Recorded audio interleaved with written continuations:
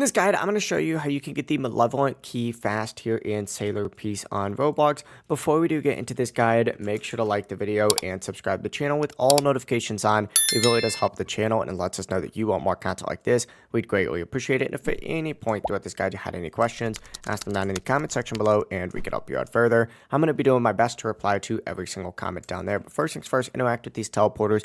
You need to teleport over to Shinjuku Island. From here, what you need to do is make your way over to the left of the portal itself. You're going to see these guys over here. These are the curse NPCs. Essentially, go ahead and farm these guys over and over and over again. These guys are going to drop those keys, so you need to farm these guys.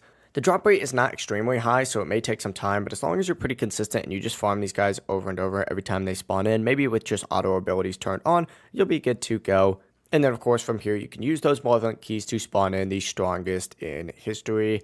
If you guys had any questions, just ask them down in the comment section below and we can help you out further. I'm going to be doing my best to reply to every single comment down there. Before you do leave this guide, make sure to like the video and subscribe to the channel with all notifications on. It really does help us out and lets us know that you want more content like this. We'd greatly appreciate it. Have a great rest of your day, though. Peace.